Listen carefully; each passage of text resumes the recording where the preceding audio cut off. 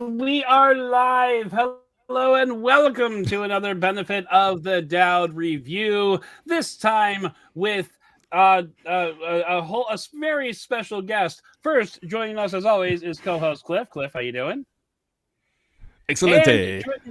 And joining us, only slightly snarky, is audio expert extraordinaire, Mr. Juan Carlos Bagnell. What's up, Mr. Juan? I am so stoked. First of all, I know you guys were planning on recording this sooner, and you bumped it just so that I could join. This is one of those gadget and review topics that I was totally on board to join you for. So thank you for having me. Oh yeah. And the reason you're here is because what we are reviewing today is a product category that we're familiar with, but like not this subgenre of this particular category. We actually do a fair amount of audio on this podcast. We do headphones, we do speakers and stuff like that. But this is both Cliff's and my first exposure to bone conduction headphones, and I can actually see that you're using bone conduction headphones. And so now I asked you off air if you were familiar with this particular brand, H2O Audio, and you said you weren't. That's cool. But we just wanted you here to just kind of to add some perspective color to the whole commentary bone conduction thing. So like color commentary. So like as we are giving our impressions of these bone conduction headphones, you can be like, yeah, that's totally normal, or yeah, that shouldn't be happening. Because we honestly don't know. Well, but I'm super stoked. Like we've seen this segment catch a little more popularity, and I'm super stoked that you guys are also getting to dabble with it. It's always something fresh when you get to check out a novel audio tech, and this is one of those audio technologies that still has a science fiction response when I put them on people's skulls. Like, this is something unique. Not as many people as you think would have tried it. And then when people do for the first time, it is such a fun effect watching people kind of wig out about an audio they've never heard before. It is. It's it's eye-opening. It's always great when we step on each other, and that's wonderful. I'm sorry, and I know there's like audio lag for streaming, and it's the best. This podcasting world that we've created. Speaking of audio lag, we're talking about Bluetooth headphones. No. So these are. Let's go. Why don't we go ahead and bring on Skippy so we can take a look at what we're actually talking about here? So hello, Mr. Skippy, the review fan. Okay, so these are the H2oAudio SnoPro bone conduction headphones. Now, Cliff has a similar set. These are designed for snowboarding, skiing, cold exposure, yada, yada, yada. Cliff's are the, I think, I don't remember the actual. I literally, like the Tri-Pro, I think. Yes. But before we got on, I actually looked up the product name because it had escaped me, and in between it escaped me again. But yes, these are the Tri-Pro. Yes, which are So they are marketed specifically for people who are I think they're waterproof, not just water resistant. So I mean, in terms of the marketing materials, the things that they say that these are for people, like for swimming, as an example, big part. In fact, they actually. Looking up the company, it's kind of interesting how granular they are in positioning their different headphones, because they have swim headphones, but Tri-Pro are triathlon. So that's different than just swimming. Correct. You got to go more rugged.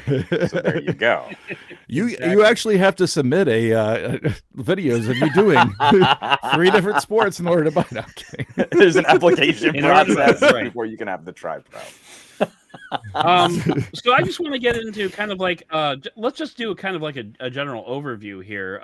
Similar, and I don't know if this is consistent with all bone conduction headphones, but this is like a neckband set of headphones. Like they've got the neckband that goes around the back of the head, and then these hook. If Juan wants to turn his head to the side, you can kind of see that these kind of hook around the ear, but they rest in front like on your, not your temple so much, but like just kind of where your sideburn would be if I had one, and I don't. I feel like But I'm anyway, watching an Amazon product demonstration, like one of those videos. right. Yeah. So they sit in front of your ears, and when they emit their sound, you can see here via the magic of Skippy, there's no holes here. There's no like place for sound to travel through. This is a solid piece, and this is all solid here. The buttons are actually like, they're all. This is why they're water resistant. There's no gaps here. There's nothing. There's no way for water or air to get in. There's also presumably no way for sound to get out. So the way these work is by through bone conduction, which, as I understand it, basically means they transmit vibrations through the bone of your skull into your ear, so that you're kind of hearing, but you're not really hearing through your ears. You're hearing through like your head. Would that be like an accurate way of putting it, Juan? I mean, pretty general. Not being an audiologist or a doctor. The general way that we describe this process is often you'll also hear it referred to as tissue conduction. So it's vibrating tissue in the skull, and that will transfer. That will those vibrations will travel through the tissue into your inner ear.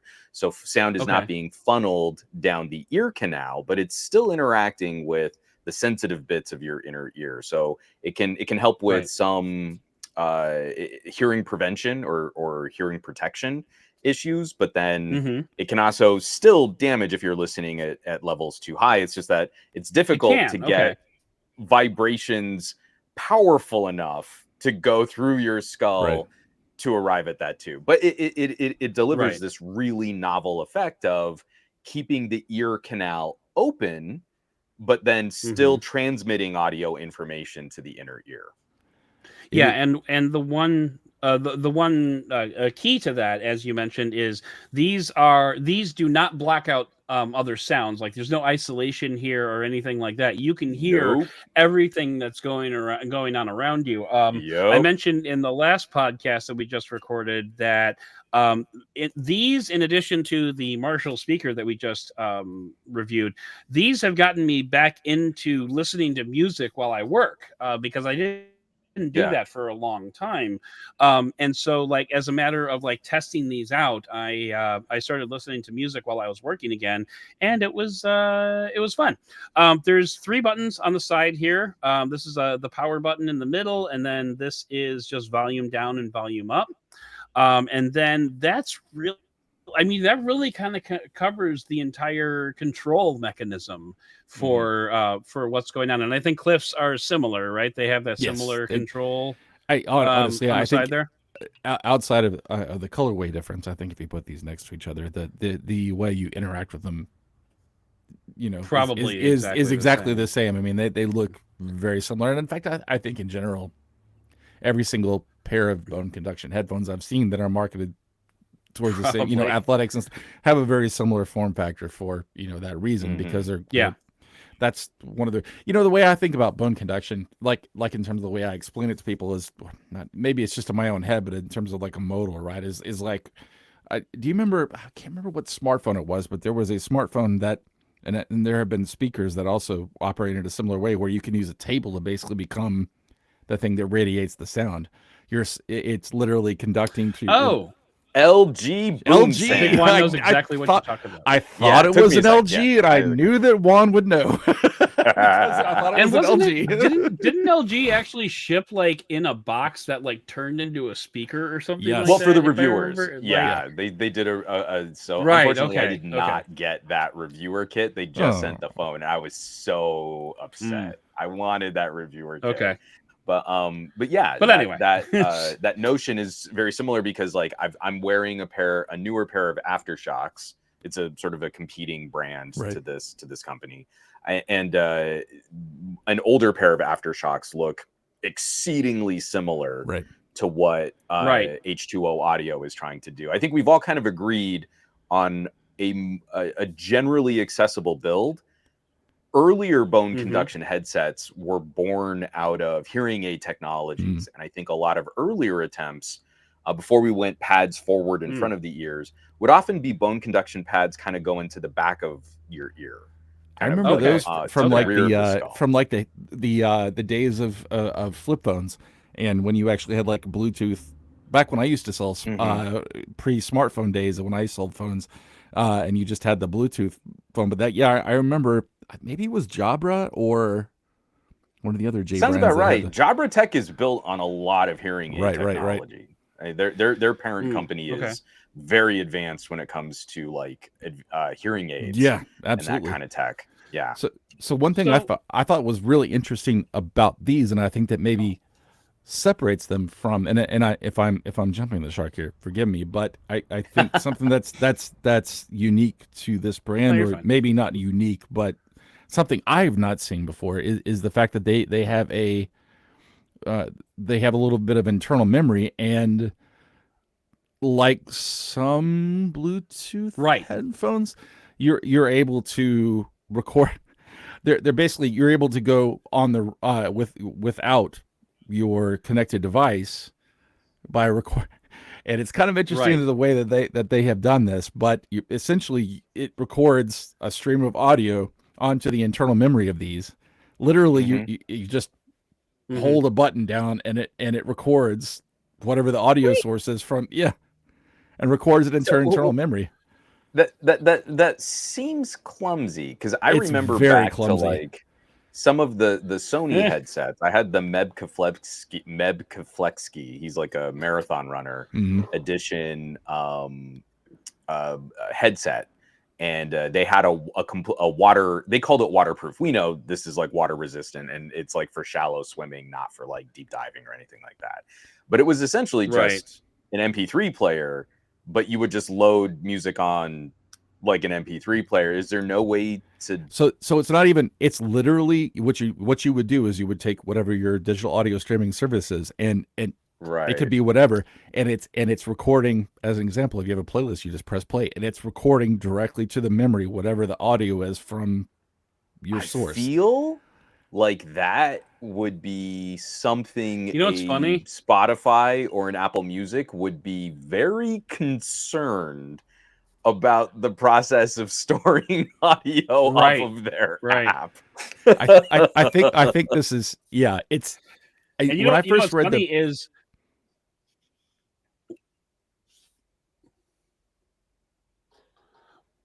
what? You stopped in the middle of a sentence. Oh, this will be great for editing out. So, I was just saying, like to me, this feels. I mean, H2O Audio. I feel like H2O Audio, because they feel like they're a pretty small company. This was a way for them to implement a feature that maybe was requested with some of their previous device, and they were like, "Oh, well, we can do this, and we'll just do it through a very simple method." I struggle to think what that solution brings to the table that's better than just storing audio directly on the headset in a just side loading it, right? It makes me okay. So part of that may be, and maybe I'm wrong with this, because this is my only pair of bone conduction headphones. The limitation being because they are like almost like a solid state kind of thing, right? In terms of like they don't have, and this is your connectivity, right? Are just pogo pins for charging. Right.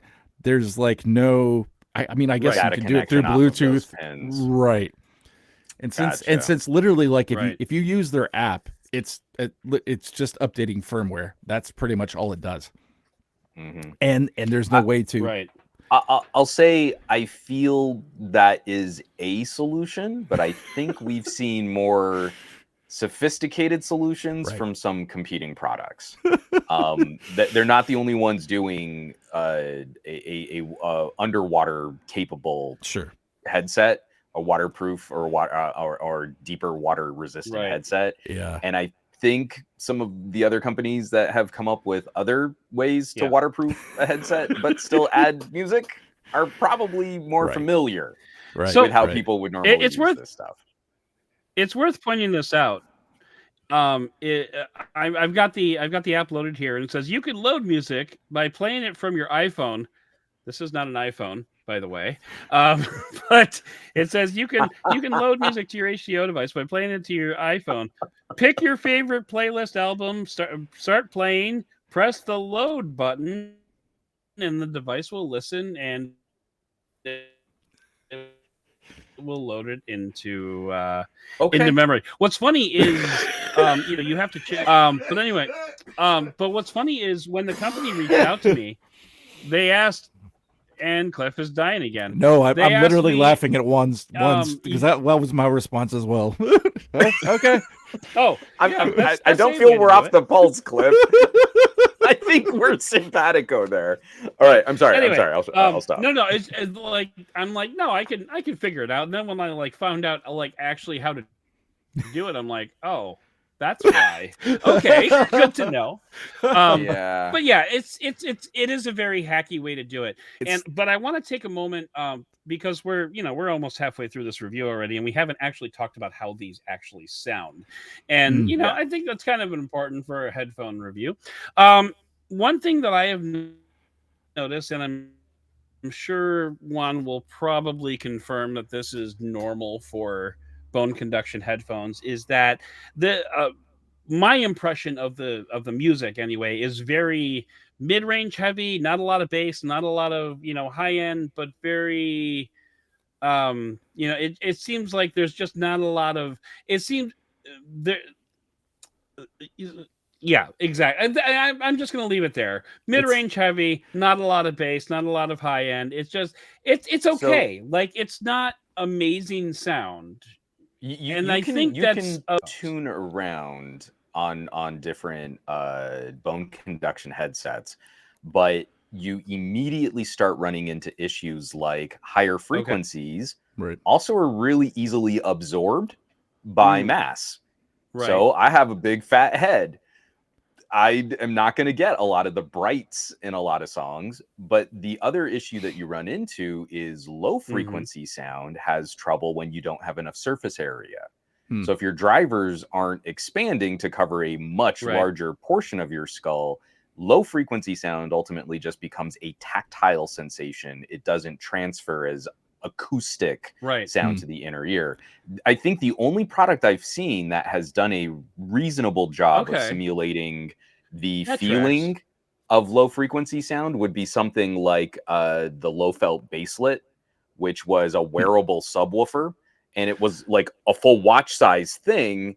Well, you don't want to put that large of a contact surface area up against the side of your skull. Right. So there are always going to be those inherent compromises. Right. But I'm going to ask both of you guys, I'm going to put you both on the spot. One of the things that perks up a bone conduction headset, did you try using them with earplugs? So interestingly, I have not, but earplugs are included with these headsets. So as maybe a part of a follow-up, just to mention offhand in like a future video, when you force earplugs into the ear canal, that actually does start to become more of a resonance chamber. Resonance chamber. Yeah, I was thinking the same thing. Yes. And it does help fill out some of the lows. This is what's messy, though, is so I've got two pairs of aftershocks that I love. I've got the newer open comms that have a larger driver, and I've got the older Air. The older Air, I do like using with earplugs because it kind of fleshes out the bass. The larger open comm, I don't like because when you put the earplugs in, they do get a little bassier on their own. So then the low frequency just gets muddy. Gotcha. So it's always a balance of these pros and cons. Like, do you really think you're going to use these more open ear? Are there times where you might need to block your ears and you want to use them with something like a traditional earplug? It does significantly change the sort of audio experience, like what frequencies of sound the ear is going to hear. I also think, I would think that most people who are I'll tell you what, Juan, you're coming back for the birthday podcast at the end of the month. We'll have to talk about it then, won't we? You guys just got to give it a test drive. We'll have to talk about the earplug experience.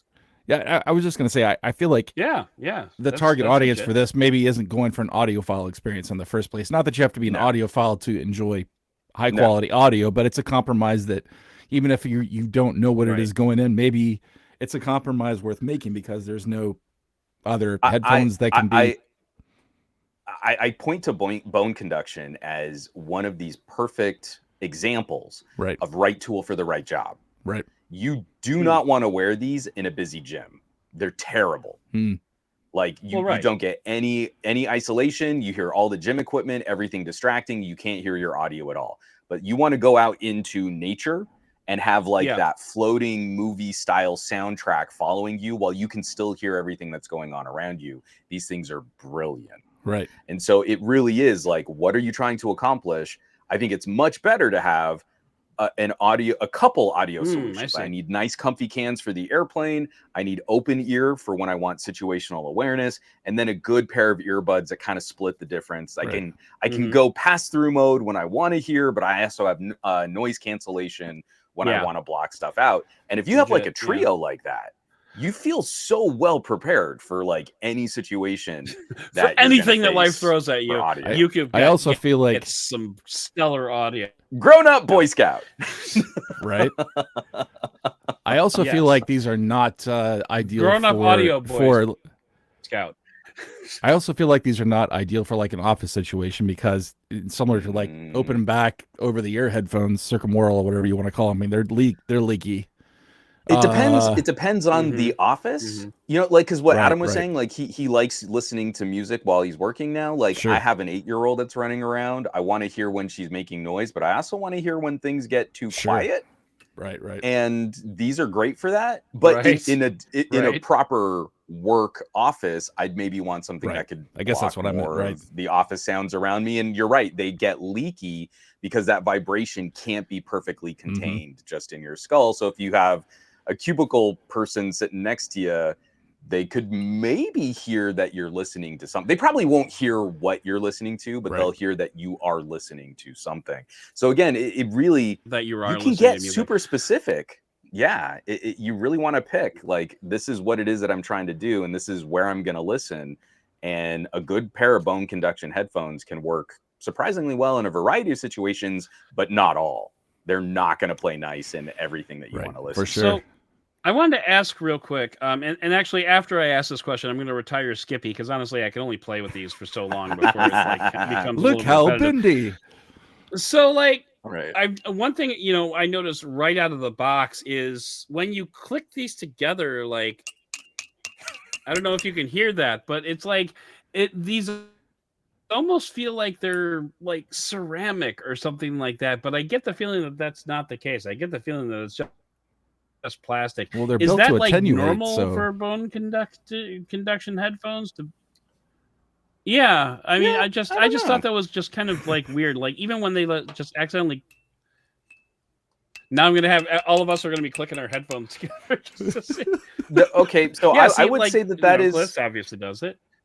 Yeah, I would say that is a manufacturing choice on their part. Yeah. But the aftershocks that I have are not sealed as dramatically, but everything is covered in a softer touch, more rubbery. Yes. So if I do my aftershocks, that's exactly what I was going to say. Not doing that. My wife has aftershoks that they're not doing that. And they're rubberized on the outside. These literally are like they're. I almost. Well, see, here's the thing. Like when you go to the earpieces, it's definitely plastic, but you can hear that resonance, right? So I almost wonder they are metal. I would almost wonder if because they're so heavily sealed, if that outer plate needs to be a more resonant material than what Aftershocks is doing with a more open. Yeah, because there are a bunch more holes on my Aftershocks than you probably want to see on something with more water resistance. And I'm sure that H2O Audio really, really appreciates all the mentions of their competitors on this review. Anyway, it's tough to like because you gotta kind of acknowledge one thing that like I noticed products that aren't in a vacuum. So I understand.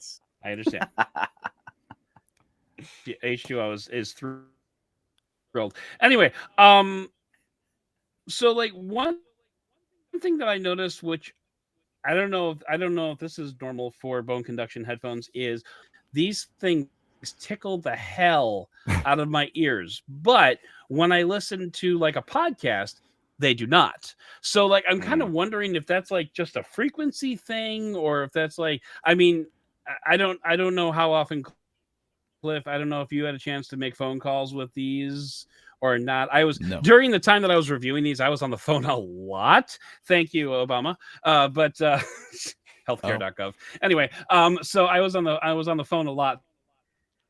So I made a lot of phone calls with these, and like I noticed like heavily vibrated, whereas like if I was listening to a podcast, which you would think would be the same range of frequencies, they didn't really do that. So I had a little bit of trouble grokking that, you know. For me, I mean, wow, I think I am really delayed. Yeah, you what are the hell? delayed quite a bit, but no, I do think that if you're talking about phone audio, that's all seriously compressed in the frequency range, and is you're not going to get that same variety of the things that will make it attenuate in the way it does against I think skin. I would think, And that makes sense. I guess the other thing I would ask is, in situations where you're taking those calls, were you already having to turn them up near their maximum? Because then you're also not really getting, I think, what the best of what bone conduction headset can do, because you're already exacerbating the tactile sensation of what's going on. And then Cliff's point is spot on. As soon as you squish the human voice, it is kind of a shrill representation of what that person sounds like. So you're kind of getting a double whammy of the worst of what happens on bone conduction. It's squished through the phone call, that it's also going through Bluetooth, and then it's just a lot of things. Right? It's just So yeah. So my experience with these, a few other things that we should. Go ahead. Fun delay again.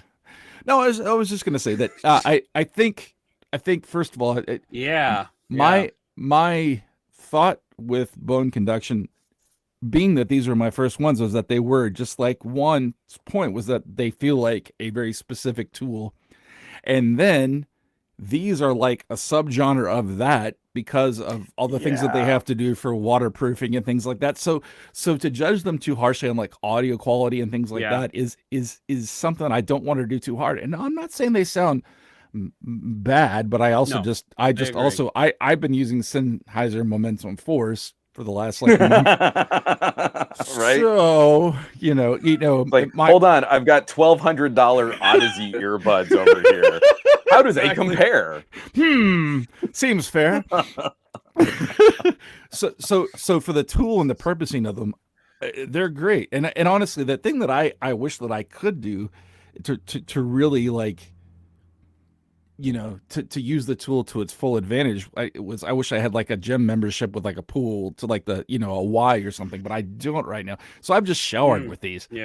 Which is also kind of hard because so like the vibration of shower jets on your head are going to compete with the bone conduction audio. The thing that's actually kind of magical, a while back, and we're talking years ago, Josh Vergara and I both got a pair of earbuds that claimed to be water resistant. You can swim with them. I personally feel that is a terrible idea to have inner aural earbuds in a wet, water swimming, showering kind of situation.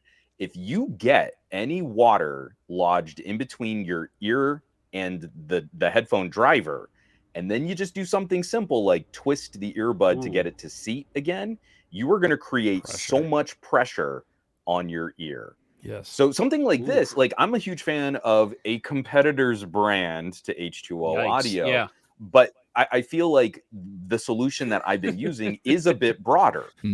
It is a more multi-purpose, take them out on walks, on hikes. What H2O Audio is doing is something so targetedly specific that you're right, Cliff. It seems like a subgenre of a subgenre, and you want to grade it, I think, on that scale. If you can take these things underwater, it is so awesome taking bone conduction underwater. And it's not something Bluetooth is really good at, because water tends to interfere with Bluetooth audio signals. Doing something like this is so unique. You want to swim for a workout, it's only been in the last couple of years that we've had consumer-facing solutions available where you can soundtrack a workout just for yourself. It is this incredible kind of audio experience, but it is very, very hyper-focused to one kind of activity. And you can see then that's why they include the clunky like audio storing that on the headphones, right? Yeah. As bad of an implementation as it is, it makes sense. Now that you mention that one. Yeah, never mind. Cliff just said exactly what I was going to say. So we're coming up on the end of this review. I've got a few other notes that I want to go over. Yeah, this lag is pretty terrible. So that's another reason why we're going to have to push the eject button. But anyway, so one thing that I've noticed is that there is a super short low battery warning on these. Like I was on a 5-minute car trip and I got my first low battery warning, and the headphones died before I got home. So like it was like low battery. No, seriously, low battery. Bye. And so like that was, so that was not that was obviously not ideal. And the other thing that I actually found a little bit annoying about these is when you pause music for 5 minutes, they power off. So if you have no audio going through them for 5 minutes, which is not a long time, that is way too short. They power off, and then when you turn them back on, your audio level is back to where it was when you first connected them in the first place, not to the turn down area where you wanted it to be. So definitely not ideal for that. And then the one last thing that I need to point out is, about 3 weeks ago, these fell from my desktop about 3 feet down to my floor and landed on like my chair mat, and the right side cut out completely. And I emailed H2oAudio. I'm like, hey, just so you know, this thing happened. And then like a week later, I just decided to power them back up and just try it and see what happened. And it was back. And so it's like, oh, well, never mind then. So sounds like something came unseated a little bit and then fixed it. Maybe. Somehow it's weird. So I mean, it seems like there's a question mark there when it comes to overall durability, especially if these are being geared towards, an activity where you can fall a lot. So anyway, what were you going to say there? Hopefully it's for an activity that you follow a lot is not smashing your skull against the earbuds. But you're not wrong. One of the earliest pairs of competitors' brand of bone conduction headsets that I had, my at the time 3-year-old daughter, they had a squishier driver membrane, and she loved digging her thumbs into those little 3-year-old kid thumbs. So we're not talking like hardcore, muscular, but she destroyed a pair of bone conduction headphones by just kind of squishing into them. The other thing about low battery warnings, because that has actually happened on almost every single pair of bone conduction headphones that I've had. On mine, I'll get this little voice prompt, charge me. And then about 2 minutes later, charge me. And then about 2 minutes later, they're dead. So no, seriously, charge me. And you're done. Once you get below a certain power threshold on these tiny little portable headphone batteries, these drivers are so much bigger than what go into normal earbuds. So I believe like they just don't have the window. I'd love to talk to these companies and say, give me about an extra half hour before you think there's any kind of low battery, because once the headphone detects that the battery is below a certain threshold, it's too late. It really can't power the drivers beyond that point anymore. And then that's a good point. The only thing is to shut them off. Yeah, that's a really good point. And I didn't even think about how much power it takes to drive these, because they literally are vibrating your biomatter. A lot. Well, and you look at the pads on these, like that is the driver. It's a lot of surface area. It's a lot more surface area than what you would have go inside your ear canal.